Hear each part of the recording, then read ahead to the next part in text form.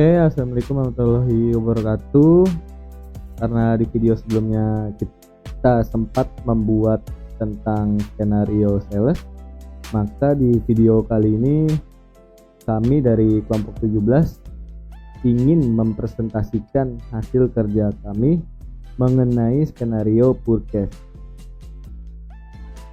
Adapun nama-nama anggota pada kelompok 17, yang pertama adalah Bayu Pratama, lalu yang kedua Melda Permatasari Tambunan, lalu yang ketiga ada Nela Cornelia, lalu yang keempat ada Ramona Nusantara, lalu yang kelima ada Wike Cabailita Hutauru. Berikut adalah rincian tugas yang diberikan adalah dengan judul Forecast 07, di mana kita harus membuat sebuah skenario forecast atau pembelian mulai dari 1 forecast order, lalu 2 receipt, lalu 1 billing, dan yang terakhir 1 payment. Di sini ada sedikit penjelasan untuk menjalankan sebuah skenario di mana Wood Corner merupakan vendor atau supplier dari PT Amethyst. Pengadaan furnitur perkantoran seperti lemari dan kotak penyimpanan. Pada minggu pertama bulan Juni, PT Amethyst membutuhkan beberapa produk penyimpanan. PT Amethyst akan memberi dari Wood Corner. Proses yang berlangsung dari pembuatan penawaran, pengiriman barang, dan pembayaran. Proses pengiriman barang dilaksanakan pada tanggal 22 April 2023 dengan kondisi satu produk, yaitu large cabinet, komponennya tidak lengkap. Jadi bisa disimpulkan kita akan menjalankan sebuah perusahaan, yaitu PT Amethyst, yang membeli sebuah produk kepada vendor atau supplier, yaitu Wood Corner. Nah, ini adalah rincian produk yang akan dibeli oleh PT Amethyst kepada vendor Wood Corner, yaitu terdiri dari 1 storage box sebanyak 10 dengan harga per unitnya yaitu 65 perak. Jadi subtotalnya adalah 650.000. Lalu yang kedua di sini ada large cabinet sebanyak 5 unit dengan harga per unitnya yaitu 750 perak, dengan subtotal atau total keseluruhan adalah 3.750.000. Lalu di sini kita akan menjelaskan sebuah company profile atau profil perusahaan dari PT Amethyst, yaitu PT Amethyst adalah sebuah perusahaan yang didirikan pada tahun 2020 dan bergerak dalam bidang penjualan furnitur dan aksesoris rumah tangga. Lalu di sini ada visi perusahaan, menjadi perusahaan penyedia furnitur dan aksesoris rumah tangga yang handal dengan menawarkan produk yang berkualitas kepada customer. Lalu di sini terdapat juga misi perusahaan. Yang pertama, mengutamakan kepentingan bersama bagi semua pihak terkait. Lalu yang kedua ada memberikan pelayanan terbaik. Lalu yang ketiga ada meningkatkan manajemen supply chain dan inovasi produk secara berkesinambungan. Lalu yang keempat ada kepedulian terhadap lingkungan dan masyarakat. Lalu yang terakhir, mengoptimalkan sumber daya manusia. Adapun alamat perusahaan PT Amethyst yaitu di nomor 250 Executive Park Boulevard Suite 3400 dengan nomor telepon seperti pada slide ini. Lalu terdapat juga email, di mana email pada PT Amethyst itu adalah info@yourcompany.com. Lalu terdapat juga website PT Amethyst, yaitu adalah sebagai contoh dalam slide ini.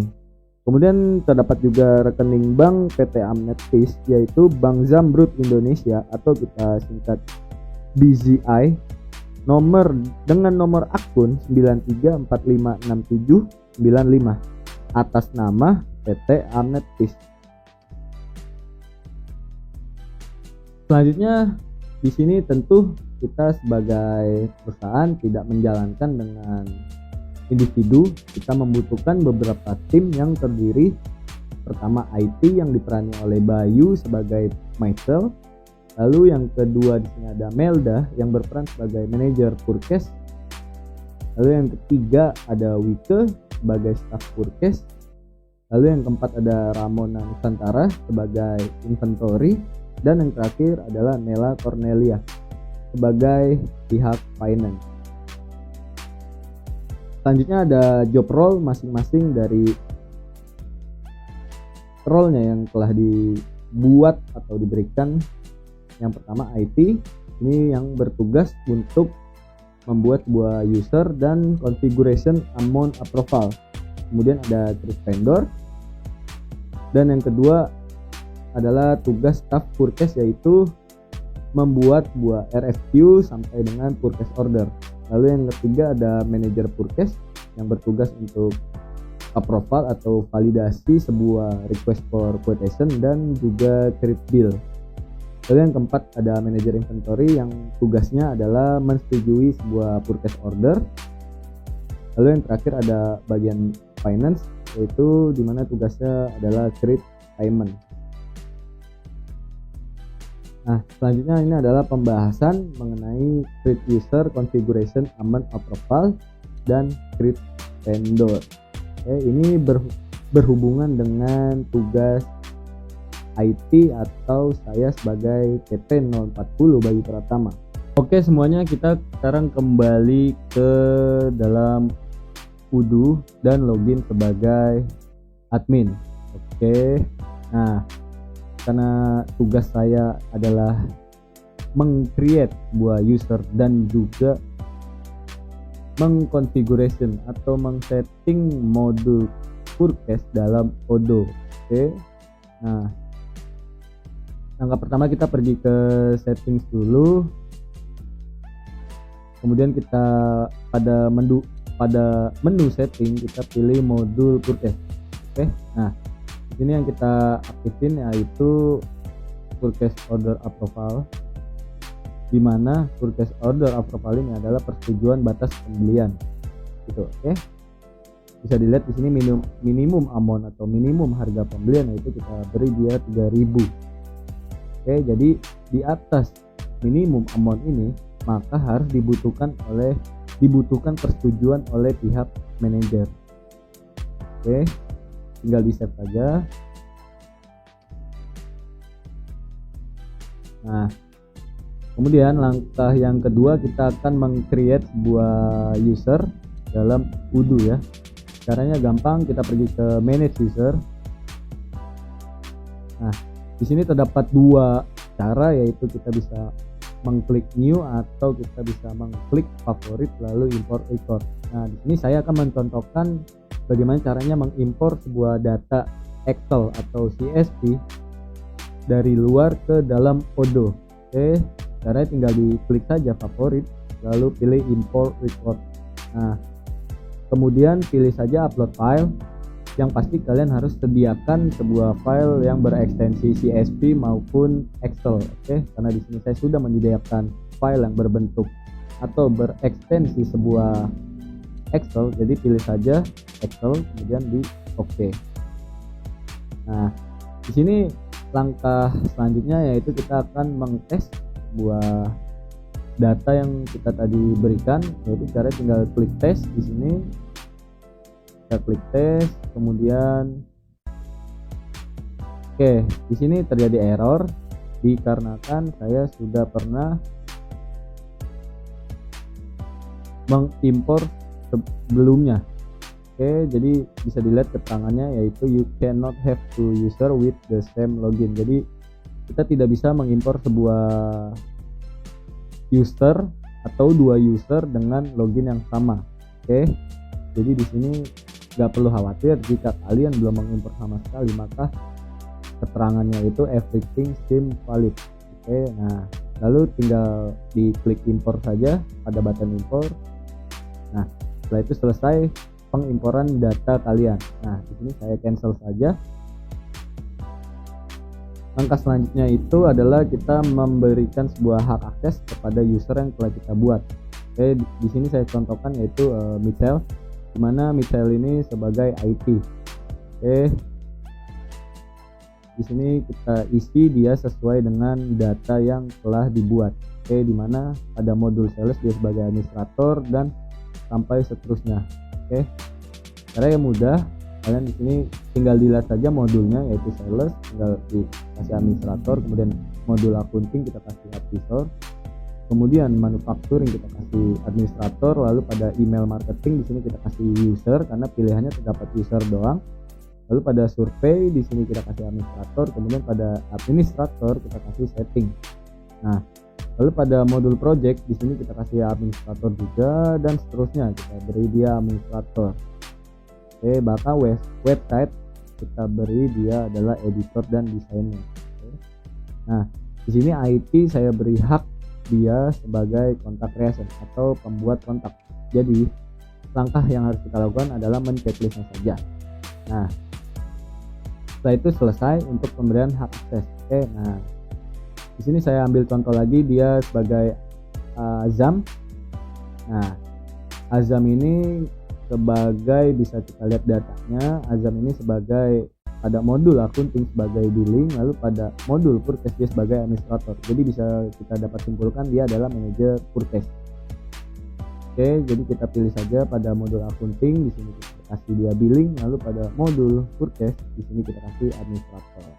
Oke, sisanya kosong, dan juga pada Adam ini kita sebagai pemberi hak akses, saya nggak mau memberikan dia sebuah kontak creation. Jadi dia tidak diwajibkan untuk membuat kontak. Jadi di sini makanya saya unchecklist. Nah,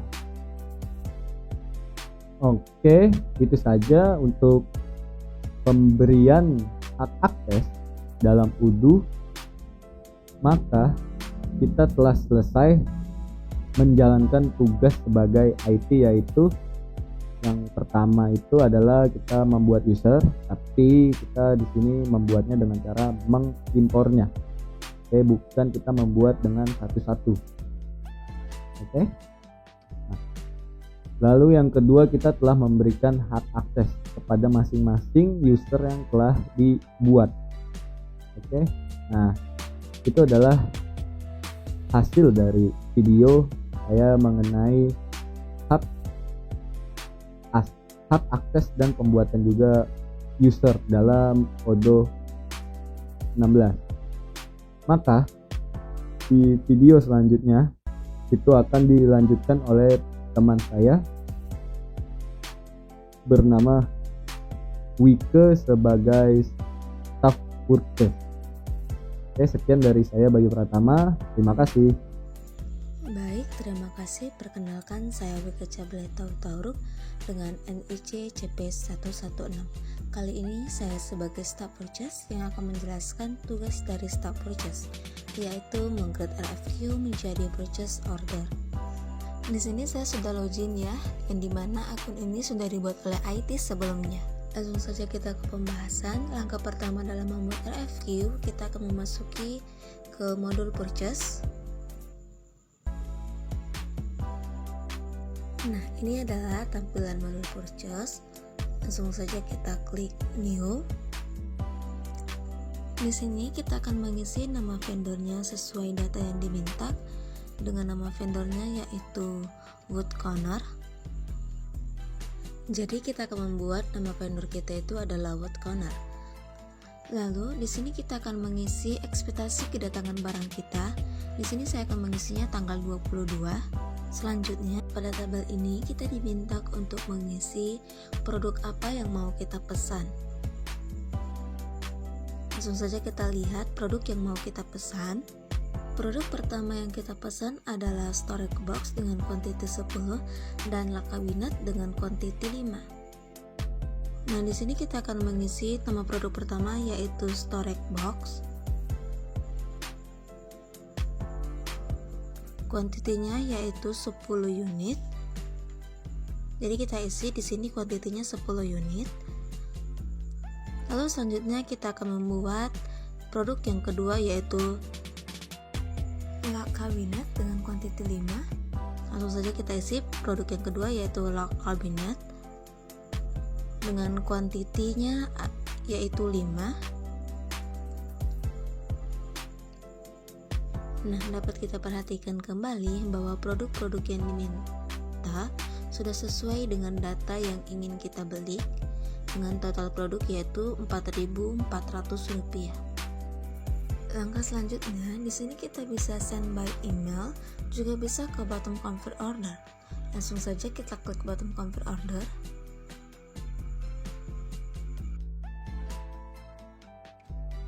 Bisa kita lihat bahwa status kita ini masih status do approve. Jadi RFQ kita ini harus disetujui oleh pihak manajer sehingga status kita menjadi purchase order. Langsung saja kita ke menu discuss untuk menghubungi pihak manajer purchase-nya. Nah, di sini saya akan menghubungi pihak manajer purchase-nya, yang dimana pihak manajer purchase-nya ini yaitu di CP073 yang sebagai Pak Ajam. Lalu di sini saya akan mengetik untuk minta tolong sama Pak Ajam mengizinkan RFQ yang sudah saya kirim dengan kode P00131.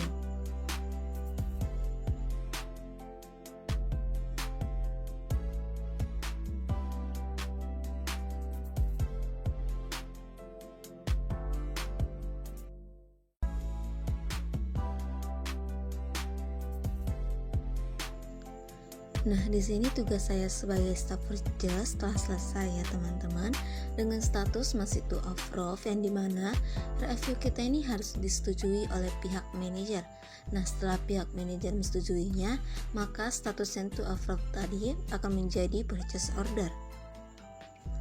Nah, untuk pemaparan selanjutnya akan dijelaskan oleh manajer purchase. Oke, saya Melda Permatasari Tambunan dengan CP073, kembali dengan saya sebagai manajer purchase. Di sini kita membuat sebuah creatable dalam PO yang sudah dibuatkan. Caranya dengan klik menu purchase, lalu search dokumen P00131. Lalu inilah data dari P00131, lalu kita klik.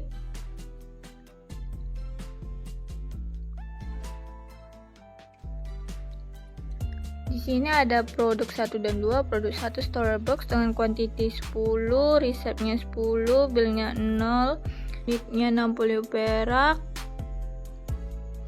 dengan subtotal 650. Produk kedua yaitu storage box binetnya 5, resepnya 4, billnya 0, unit price-nya 750, subtotalnya yaitu 3750. Di sini terdapat perbedaan resep kuantitinya 4, dikarenakan kita melakukan pengembalian barang kepada vendor, jadi barang yang kita terima saat ini berjumlah 4. Lalu kita klik creatable. Oke. Ini adalah vendor bill-nya berbentuk drive bill. Oke, vendornya yaitu Wood Corner beserta alamatnya. Accounting date-nya tanggal 23, resep banknya itu yaitu telah tertera yaitu Bank Jamrud, payment-nya yaitu term akhir bulan garansi dengan IDR-nya. Oke, di sini ada jumlah pada 2 produk yang akan dibayarkan, di mana terdapat 2 produk kuantitinya yaitu 4. Oke. Karena kita mengembalikan barang secara otomatis, totalnya menjadi 3.000, yang tadinya 3.750 menjadi 3.000. Oke, inilah proses dimana creatable kepada bagian finance. Oke, jadi langkah selanjutnya itu kita mencet bagian finansi.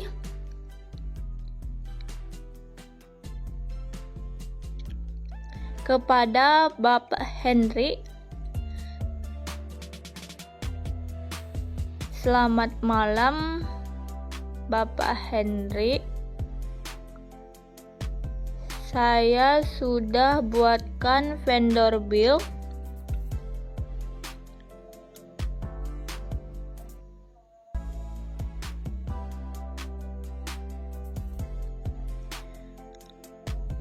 Atau tolong validasi bill yang saya buatkan, dan Bapak tolong lakukan pembayaran. Sekian, terima kasih. Jadi tugas saya sebagai manajer purchase telah selesai. Maka video selanjutnya akan dilanjutkan pada bagian finansi, yaitu Bapak Henry. Saya persilakan. Halo, perkenalkan nama saya Ramana Nusantara, CP098 Universitas Garut. Di sini saya akan menjelaskan bagaimana skenario purchase dengan role manager inventory.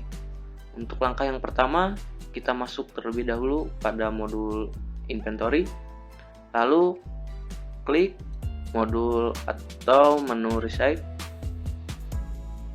Nah, di sini kita tinggal cari dokumen yang sebelumnya telah dibuat.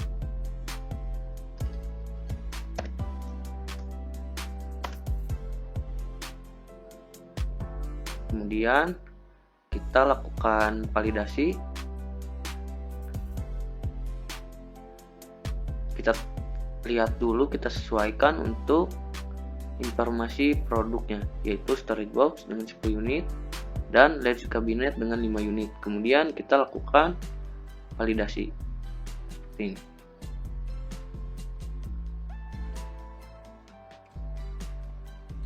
Lalu setelah itu, dikarenakan ada satu barang yang komponennya tidak lengkap, maka sebagai manajer inventory saya harus melakukan return barang, yaitu kabinet sebesar 1 unit.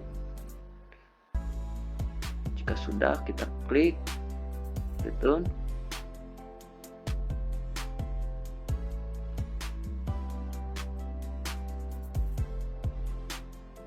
Lalu jika sudah, kita hubungi atau kirim pesan kepada manajer purchase.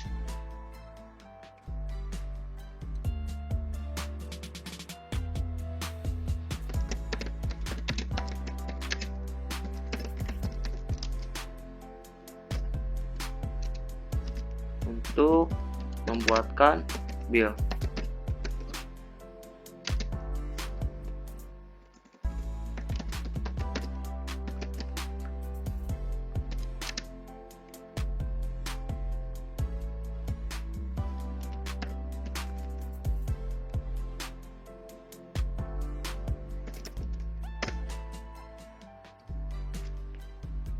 Nah, jadi untuk job desk dari manajer inventory itu sudah selesai. Terima kasih. Baik, saya Nela Cornelia dengan NIC CP 089. Di sini saya akan melanjutkan skenario dari purchase. Oke, pada kesempatan kali ini saya berperan sebagai manajer finance, yang mana saya memiliki tugas yaitu untuk create payment. Oke, untuk langkah pertama yang harus kita lakukan yaitu kita login terlebih dahulu ke akun yang telah dibuatkan oleh pihak IT.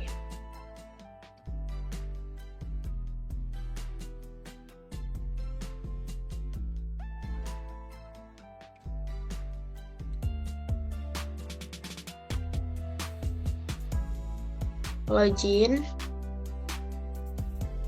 Oke, jika sudah berhasil login, kita langsung pergi ke menu purchase. Nah, ini dia. Kita cari produknya, yaitu T00131. Nah, ini dia produknya. Nah, P00131 dengan produk yaitu storage box dan large kabinet. Oke, setelah itu kita bisa klik vendor bills. Nah, setelah itu akan muncul tampilan sebagai berikut. Kemudian kita bisa klik confirm. Nah, ini dia tampilannya. Kemudian setelah itu kita bisa membuat paymentnya yaitu dengan cara register payment. Nah, ini dia. Totalnya ada 4.400 dengan metode pembayarannya yaitu manual. Oke, setelah itu kita bisa klik create payment. Nah, sudah. Setelah itu akan ada tulisan paid dan statusnya itu berubah menjadi post seperti ini. Oke, cukup sekian penjelasan dari saya selaku pihak manajer finance. Wassalamualaikum warahmatullahi wabarakatuh.